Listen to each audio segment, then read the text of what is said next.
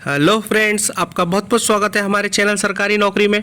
क्या आप बिना कोचिंग के गवर्नमेंट जॉब में सिलेक्शन लेना चाहते हैं या किसी कम्पिटिटिव एग्जाम को क्रैक करना चाहते हैं या क्या आप कोचिंग लेना अफोर्ड नहीं कर सकते? तो हाँ जी दोस्तों, आप बिल्कुल सही जगह आए हैं। मैं आपको इस वीडियो में बिना कोचिंग के कैसे एग्जाम क्रैक की जाती है इसके बारे में बताऊंगा। तो आप वीडियो के अंत तक ज़रूर बने रहें और वीडियो में बताइए एक एक स्टेप को अच्छे से फॉलो करें, क्योंकि मैंने काफ़ी सेलेक्टेड स्टूडेंट जो कि गवर्नमेंट जॉब में है उनसे पूछकर और उनका इंटरव्यू देखकर और अपने 10 साल के टीचिंग का अनुभव लेकर उसके आधार पर मैंने ये सब एनालिसिस किया है। तो आप इसे अच्छे से समझें। तो सेशन को शुरू करने से पहले जो चैनल पर नए हैं चैनल को सब्सक्राइब कर लें, बेल आइकन प्रेस कर लें, क्योंकि आपके लिए हम एजुकेशन से रिलेटेड वीडियो लाते रहते हैं। तो चलो शुरू करते हैं। सबसे पहला क्वेश्चन आता है, how to prepare for SSC exam without coaching. अब मैंने यहाँ पर जो एसएससी एग्जाम लिखा है इसका मतलब ये नहीं है कि ये सारी स्टेप एसएससी एग्जाम के लिए हैं। आप किसी भी कंपटीशन के एग्जाम की प्रिपरेशन कर रहे हैं, चाहे बैंक हो, चाहे रेलवे हो, चाहे एसएससी में कोई भी हो, चाहे यूपीएससी हो, यूपीएससी आईएएस में, आईपीएस में, किसी भी एग्जाम में आपने फॉर्म भरा है और आप गवर्नमेंट जॉब की सिलेक्शन लेना चाहते हैं तो आप इस वीडियो के एक एक स्टेप को अच्छे से देखें। इसके बाद बात करें कि आप किस स्ट्रीम में हैं, तो चाहे आप आर्ट्स में हो, चाहे साइंस में हो, चाहे कॉमर्स में हो, आप किसी भी स्ट्रीम में हैं आप गवर्नमेंट जॉब की प्रिपरेशन कर सकते हैं। ऐसा कुछ नहीं होता कि कोई स्पेशल स्ट्रीम का बच्चा ही गवर्नमेंट जॉब में निकलता है। सारे स्ट्रीम के बच्चे मेहनत करते हैं और सारे स्ट्रीम के बच्चे ही गवर्नमेंट जॉब में निकलते हैं। अब हम बात करें कि अपने क्या क्या स्टेप होने चाहिए, तो सबसे पहला स्टेप आता है टाइम मैनेजमेंट का। अब टाइम मैनेजमेंट क्या होता है? टाइम मैनेजमेंट का मतलब ये होता है कि आपका दिन भर का शेड्यूल क्या है उसको आप एक फिक्स कर लें और जिस कमरे में आप पढ़ाई करते हैं उस पर वो दीवार पर उसको चिपका लें और उसी हिसाब से आप डेली का रूटीन अपना फिक्स करें। यदि आप अपना टाइम मैनेजमेंट स्ट्रॉन्ग कर लेते हैं तो आप उसके बाद नेक्स्ट स्टेप पर जाइए। सबसे पहला पॉइंट होना चाहिए आपका टाइम जो है कंज्यूम होना चाहिए अच्छे से पढ़ाई में, ठीक है। उसके बाद आप अपना एक टाइम टेबल बनाओगे और उसी हिसाब से आप चलोगे।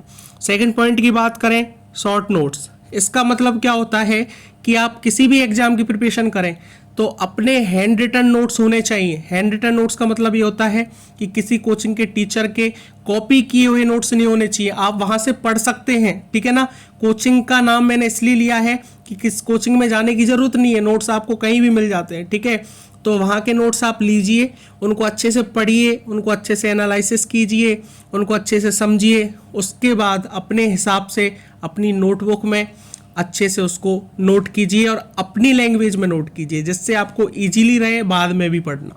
क्योंकि दूसरे के कॉपी किए गए नोट्सों से पढ़ना इतना आसान नहीं होता, अपने नोट्सों से पढ़ना आसान होता है और हमें एक पेपर में लिखा भी पता होता है कि कहाँ पर, किस पॉइंट पर, किस पन्ने पर क्या क्या चीज़ लिखी हुई है। इसके बाद बात करें थर्ड पॉइंट की, प्रीवियस ईयर क्वेश्चन। सबसे इंपॉर्टेंट बात आती है कि लास्ट के 15 साल या लास्ट के 20 ईयर के, ठीक है ना, किसी भी एग्जाम के हो, आप चाहे एसएससी करें, चाहे रेलवे करें, चाहे बैंक करें, चाहे किसी भी एग्जाम के करें, तो लास्ट के 15 ईयर के जो पेपर हैं जो आए हुए हैं उनका एनालिसिस अच्छे से करें। पेपर डाउनलोड करें, एक एक पॉइंट को समझें कि कहाँ से कौन सा क्वेश्चन पूछा गया था, किस तरह से पेपर दिया जाता है, कहाँ से क्वेश्चन देखा गया है। उसी हिसाब से पहले तो आप उनको अच्छे से याद करें, उनको अच्छे से पढ़ लें और उसी से रिलेटेड आप जो मॉक टेस्ट होता है उसको दें और उसी से रिलेटेड आप कुछ नए क्वेश्चन बनाएं और नए क्वेश्चन बनाने के साथ साथ उसी से रिलेटेड आप कंसेप्ट को भी समझें। तभी आप प्रीवियस ईयर के क्वेश्चन को अच्छे से सॉल्व कर पाओगे और करंट की एग्जाम दे पाओगे। इसके बाद फोर्थ पॉइंट में बात करें प्रॉपर रिवीजन। आप सारे काम अच्छे से कर लेते हो, टाइम मैनेजमेंट अच्छा हो गया, शॉर्ट नोट्स अच्छे हो गए, प्रीवियस ईयर के आपने क्वेश्चन कर लिए, तो आप रिवीजन की बात करें तो ये बहुत ज़रूरी होता है। क्योंकि हम क्या करते हैं, आज हमने कुछ पढ़ा, उसके बाद नेक्स्ट डे उसका रिवीजन नहीं करते हैं। नेक्स्ट डे आपको फिर भी याद रह जाएगा आज का, लेकिन उसके अगले दिन आप पढ़ोगे तो फिर भूल जाओगे। इसलिए क्या करना है, आज कुछ आपने पढ़ा, सेकंड डे फिर आपने पढ़ा, तो सेकंड डे पढ़ने से पहले आज का रिवीजन कर लीजिए। फिर थर्ड डे आप जब पढ़ोगे तो फर्स्ट और सेकंड डे का रिवीजन कर लीजिए। फोर्थ डे आप जब पढ़ो तो फर्स्ट, सेकंड और थर्ड डे का रिवीजन कर लीजिए। इस तरह से जो स्टार्टिंग की जो first day, second day, third day आपने जो पढ़े हैं और लास्ट तक ये बहुत स्ट्रांग हो जाएंगे, क्योंकि एक एक बार इनका रिवीजन, दो दो बार, तीन तीन बार, चार चार बार, पांच पांच बार रिवीजन हो जाएगा, ठीक है ना। तो प्रॉपर रिवीजन बहुत जरूरी होता है, ठीक है ना। उसके बाद 5th नंबर का पॉइंट किसी को समझ में नहीं आता, लेकिन मैं आपको बहुत अच्छे से अपने एक्सपीरियंस के आधार पर समझा रहा हूँ। डिटेल स्टडी का मतलब ये होता है, आपके जैसे कोई सब्जेक्ट है जीके या मैथ है, आपके पास मान लो 20 टॉपिक हैं, 25 टॉपिक हैं, चाहे आप 20 में से 10 ही पढ़ो, ये जरूरी नहीं है कि आप 20 पूरा पढ़ो, 10 ही पढ़ो, 12 ही पढ़ो, 15 ही पढ़ो, लेकिन उन 15 टॉपिकों को ऐसा पढ़ो कि कहीं से भी क्वेश्चन आ जाए तो अटका नहीं जाए, कहीं से भी क्वेश्चन पूछ लिया जाए तो हमें दिक्कत नहीं आए, ठीक है ना। मतलब आपको एक एक टॉपिक की डिटेल्ड स्टडी करनी है। आप यदि ऐसा कर लेते हो तो कम से कम एक चीज़ तो फिक्स हो जाएगी कि हाँ, इस टॉपिक में से कोई क्वेश्चन आया तो हम अटकेंगे नहीं, ठीक है ना। बाकी के जो 5 टॉपिक आपने छोड़े हैं कोई दिक्कत नहीं।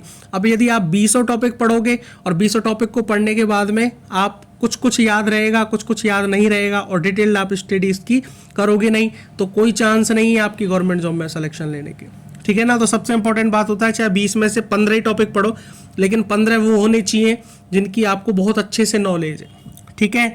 इसके बाद 6 नंबर का जो पॉइंट आता है, डिस्कशन विद फ्रेंड्स, सबसे इंपॉर्टेंट। ये सब कुछ आप करने के बाद 5 स्टेप आपने फॉलो किए, इसके बाद आप 6 स्टेप का मतलब ये होता है कि आप जब अपने दोस्तों से मिलो, जो भी आपकी तरह गवर्नमेंट जॉब की प्रिपरेशन कर रहे हैं, तो उनसे भी आप डिस्कशन कीजिए, उनसे नए अपडेट लीजिए, ये सारी अपडेट आपको लेना है, ठीक है ना। और फ्रेंडों के साथ अपने को कोई भी गप्पे नहीं लड़ाने हैं, केवल उनसे डिस्कशन करना है कि किस तरह से हम नया क्वेश्चन बना सकते हैं, किस तरह से नए क्वेश्चन आए हैं, नई चीज़ आप सीखने की उम्मीद रखिए, ठीक है। 7वें नंबर पे बात करें कि जब 6 स्टेप आपके पूरे हो जाते हैं, आप सक्षम हैं एग्ज़ाम देने के लिए, तो उससे पहले बहुत सारे मॉक टेस्ट लगाइए, ठीक है ना। मॉक टेस्ट का मतलब ये होता है कि जो एग्जाम में पेपर आता है उसी बेसिस पर काफ़ी आपको ऑनलाइन सपोर्ट मिल जाता है। ऑनलाइन जो प्लेटफॉर्म है वहाँ पर बहुत सारे मॉक टेस्ट हैं, उनको अच्छे से आप एक एग्जाम की तरह दीजिए। जैसे 3 घंटे का आपका कोई पेपर होता है 3 आवर का, तो आप 3 आवर तक उसी हिसाब से बैठिए कि आप प्रॉपर एग्जाम में बैठे हुए हैं। इससे आपकी सिटिंग कैपेसिटी पता चल जाएगी, इससे आपकी सोचने समझने की क्षमता को पता चल जाएगा, इससे आपको ये फील भी हो जाएगा कि हमको एग्जाम में किस तरह से बैठना है और किस तरह से क्वेश्चन सॉल्व करना है। तो प्रॉपर जिस तरह से आप एग्जाम देते हैं उसी तरह से मॉक टेस्ट पेपर को दीजिए। यदि आप 7 स्टेप फॉलो कर लेते हैं तो आपको गवर्नमेंट जॉब पाने से कोई नहीं रोक सकता, मैं स्टाम्प पर इसको लिख के दे सकता हूँ। इसके बाद बात करें कि सर हम कहाँ से पढ़ें, ये तो बताइए। सबसे इंपॉर्टेंट क्वेश्चन, ये तो आपने बताया नहीं सर हम पढ़ें कहाँ से। तो देखो मैं सबसे इंपॉर्टेंट बात बताऊँ आपको कि आपको पढ़ना कहाँ से। तो पढ़ने के लिए आजकल कोचिंग की ज़रूरत नहीं पड़ती, पहले कोचिंग की ज़रूरत पड़ती थी क्योंकि ऑनलाइन प्लेटफॉर्म नहीं थे। आजकल आप किसी भी यूट्यूब चैनल को एजुकेशन से रिलेटेड उठा के ले लीजिए, आपको कंप्लीट स्टडी दे देता है, ठीक है ना। पूरा मतलब मटेरियल आपको एक ही चैनल पर मिल जाता है। अब मैं ये नहीं कह रहा कि आप मेरे चैनल पर बात कीजिए, आप किसी भी चैनल की बात कीजिए, आपको पूरा मटेरियल एक जगह मिल जाता है।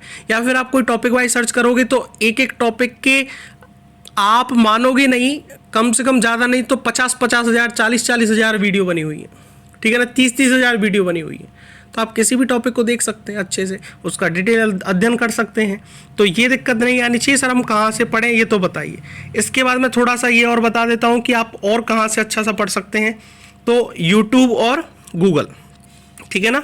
यूट्यूब पे आपको बहुत सारी वीडियो मिलेगी और गूगल पर विकिपीडिया, ठीक है। विकिपीडिया में आप जिस चीज़ का नाम डालोगे, जिस चीज़ की इन्फॉर्मेशन मानोगे, ठीक है ना, सब कुछ मिलता है गूगल पर, ठीक है। और यूट्यूब पर आप किसी भी चीज़ की वीडियो देख सकते हैं, वीडियो लेक्चर देखें, करंट अफेयर्स पढ़ें, ठीक है। इसके बाद इंपॉर्टेंट चीज़ की डेली करंट अफेयर्स रात को 9 बजे हमारे इस चैनल पर आती है, तो इसलिए चैनल को सब्सक्राइब कर लें और नोटिफिकेशन का जो बेल आइकन होता है उसको भी प्रेस कर लें, तो टाइम टू टाइम आपको नोटिफिकेशन मिलता रहे, ठीक है ना। पॉलिटी और इंडियन कॉन्स्टिट्यूशन की जो वीडियो है सुबह 10 बजे और शाम को 4 बजे, ठीक है ना।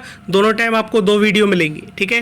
ज्योग्राफी की भी वीडियो इसी तरह मिलती हैं, हिस्ट्री की भी मिलती हैं, जनरल साइंस की भी मिलती है और प्रीवियस ईयर के जितने भी क्वेश्चंस हैं उनकी भी वीडियो आपको मिलती हैं। और सबसे इंपॉर्टेंट चीज़ होती है कि हमें पता कैसे चलेगा कि गवर्नमेंट जॉब में कितनी वैकेंसी आई है, किस गवर्नमेंट जॉब में वैकेंसी निकली है, ठीक है ना। ये सारी जानकारी आपको इसी चैनल पर देखने को मिल जाएगी, इसलिए आप अपडेट रहिए। चैनल को सब्सक्राइब कर लीजिए, वीडियो अच्छी लगी तो लाइक कर लीजिए और अपने दोस्तों के साथ शेयर भी कर लीजिए, जिससे आपको अच्छे से एक ही जगह देखो सबसे इम्पोर्टेंट बात होती है कि जो स्टडी मटेरियल है आपको एक ही जगह मिल जाए, ठीक है ना, सबसे इंपॉर्टेंट बात होती है।